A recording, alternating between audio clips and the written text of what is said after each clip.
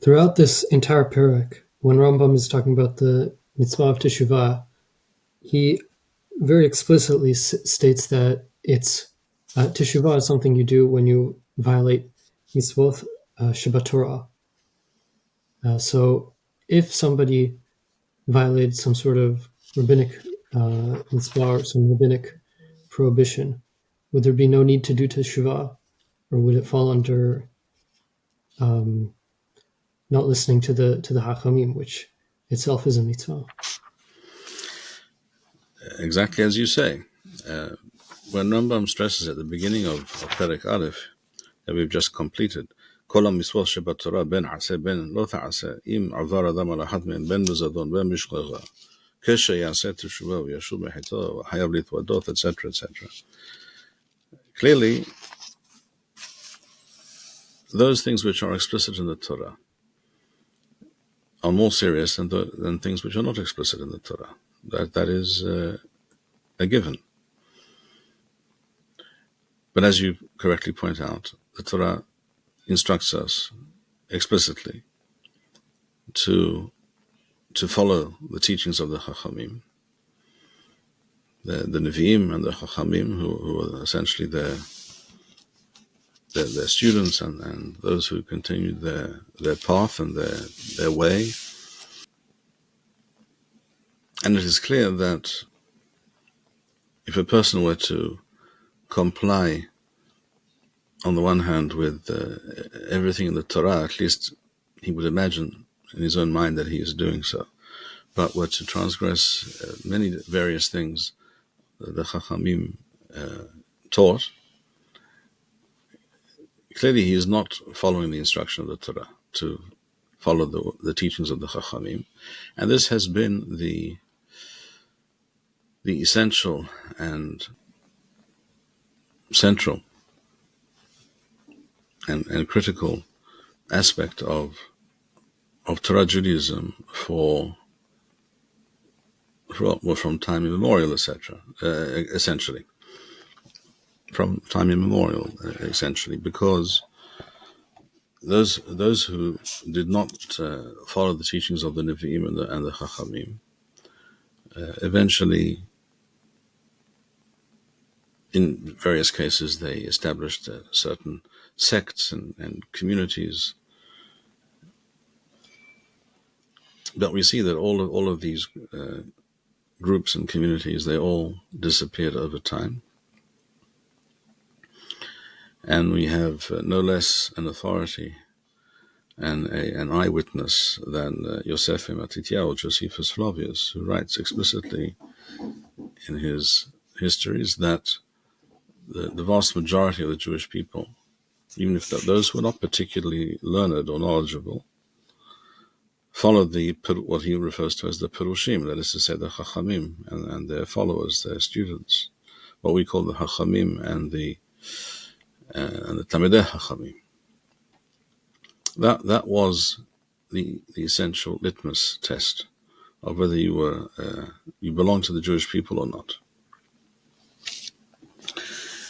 And one cannot seriously imagine that transgressing the words of the Chachamim is something which does not require teshuvah and it does not count. That cannot be true. That cannot be true.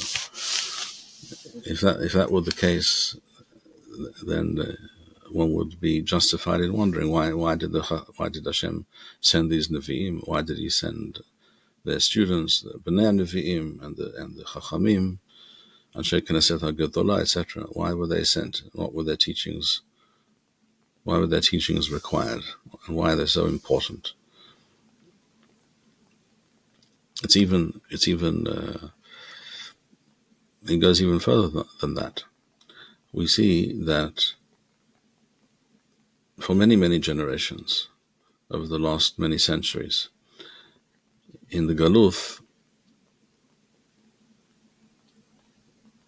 almost all the Jews, the vast majority, studied the Torah Shebaal Peh, the Torah of the Chachamim, Basically, we're talking about the Mishnah, the Talmud, and all the related sources. And the Tanakh, to a large extent, was not completely forgotten, but pushed aside. This is not correct and not and this is an undesirable state of affairs. Clearly, that's not what the Chachamim themselves taught us with regards to the mitzvah of Talmud Torah. They speak about L'olam hayav adam l'shalesh et yamo, to divide his time into three sections: Mikra, Mishnah, Talmud. Clearly, therefore, they did not envisage, or certainly did not encourage, a situation where people would study only Mishnah and Talmud and not Mikra. But that's the fact, for various reasons. One reason, I think, is the Lashon, the language itself, of the Tanakh, which, as Jews became less and less familiar with Lashon HaKodesh, it became more difficult for them to study the Tanakh. Certainly, many of the Nevi'im and some of the Ketuvim, the language is such that it is difficult to, one has to make an effort, shall we say, and if one lacks to understand the import of the text, and if one is truly handicapped in terms of one's ability to understand Lashon HaKodesh, as was often the case, then this difficulty will be more clearly felt. Another reason, I think, has to do with the fact that the Tanakh is more obviously and more clearly rooted in Eretz Yisrael and in a situation which pertains to the national existence of the Jewish people. And as more and more Jews found themselves in historical circumstances so very different, so removed from such a reality, it became increasingly difficult for them to relate to such a reality. It seemed to them something otherworldly, almost, something that has almost no connection to the world which they experience. Again, this is a terrible state of affairs, and it's one of the greatest Telalot, one of the greatest curses of the Galuth, but that is the fact. And it's also true that none of us would consider a Jew who, shall we say, does not recite Kiddush on Ner Shabbat and does not recite Havdalah at the end of Shabbat, or who does not recite Birkat HaMazon after eating a meal with bread.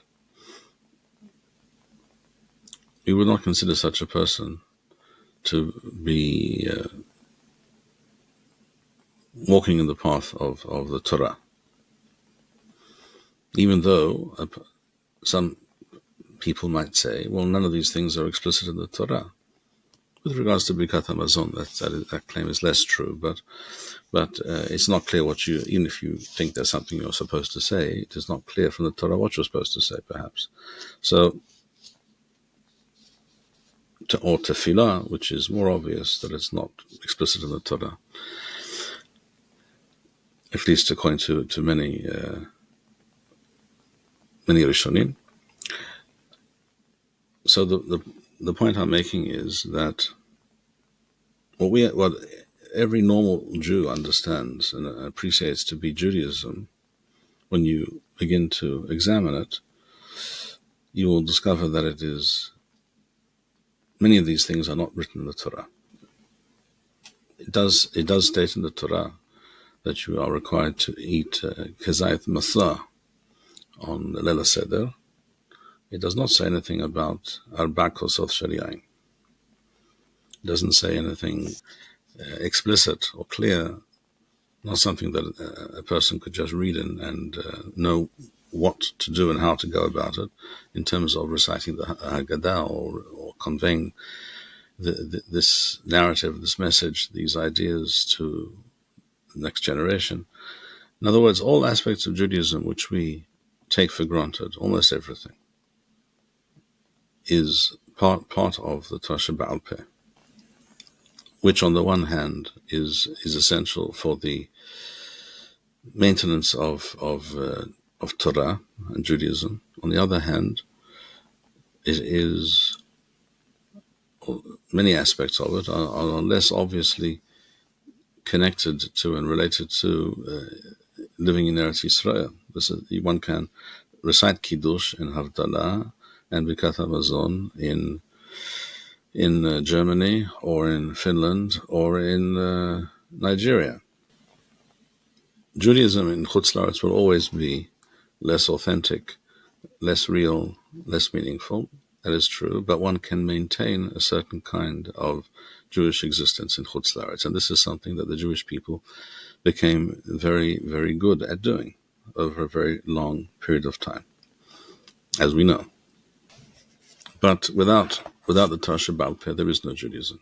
If one were to sit down and try and figure out what exactly one would do or not do on Shabbat without the Torah Ba'al Peh, you would discover that there's almost nothing that you must do, and there's almost nothing that is obvious and explicit that you may not do. And what we refer to as Shabbat would simply cease to exist immediately. And that no reasonable person could imagine that is something that